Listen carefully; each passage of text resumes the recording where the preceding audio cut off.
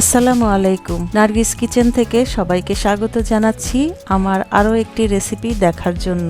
আমি আজকে পালং শাক দিয়ে ভীষণ মজার একটি রেসিপি শেয়ার করব।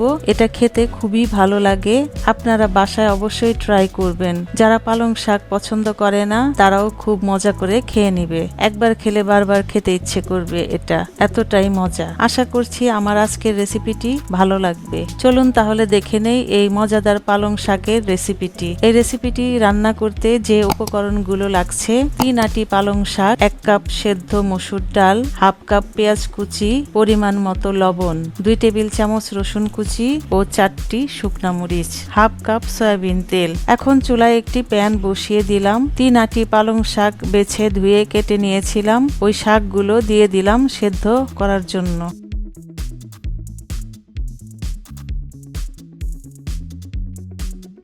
এবার দিয়ে দিলাম 1 টেবিল চামচ পেঁয়াজ কুচি। পেঁয়াজ কুচি দিয়ে ঢাকনা দিয়ে ঢেকে দিলাম। শাকগুলো দুবারে দিয়ে দিলাম। ঢাকনা দিয়ে ঢেকে রান্না করব সিদ্ধ না হওয়া পর্যন্ত।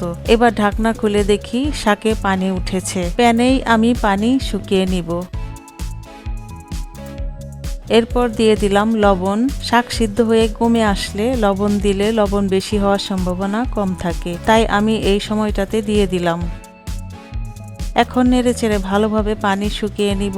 শাক থেকে পানি শুকিয়ে গিয়েছে, এখন নামিয়ে নিলাম।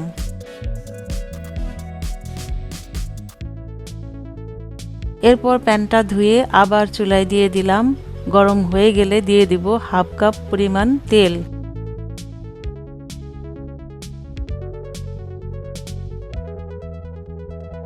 যেহেতু শাক সিদ্ধ করার সময় তেল দেইনি, তাই এখন একটু বেশি পরিমাণ তেল দিয়ে দিলাম। আপনারা চাইলে কমিয়েও নিতে পারেন, তবে শাকে একটু তেল বেশি দিতে হয়। তেল গরম হলে দিয়ে দিব 4টি শুকনা মরিচ। শুকনা মরিচগুলো নেড়েচেড়ে ভেজে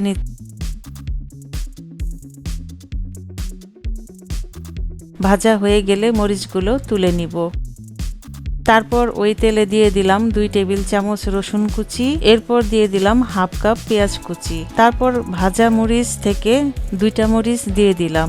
রসুন ও পেঁয়াজ কুচি বাদামি কালার হওয়ার আগ পর্যন্ত ভেজে নিব, কিন্তু বেরেস্তা করব না। এ পর্যায়ে 3 আটি শাক সিদ্ধ করে রেখেছিলাম, সেগুলো দিয়ে দিলাম। এখন শাকগুলো ভাজা রসুন ও পেঁয়াজের সাথে ভালো করে মিশিয়ে নিব। মেশানো হয়ে গেলে এখন দিয়ে দিব আগে থেকে সিদ্ধ করে রাখা 1 কাপ মসুর ডাল। ডালটা আমি বেশি সিদ্ধ করিনি, একটু আস্তে আস্তে রেখেই সিদ্ধ করে নিয়েছি।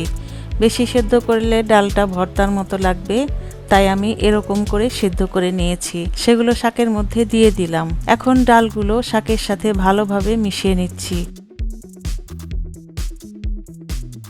মিশানো হয়ে গিয়েছে। হয়ে গেল আমার দারুণ সুস্বাদু পালং শাক রান্না।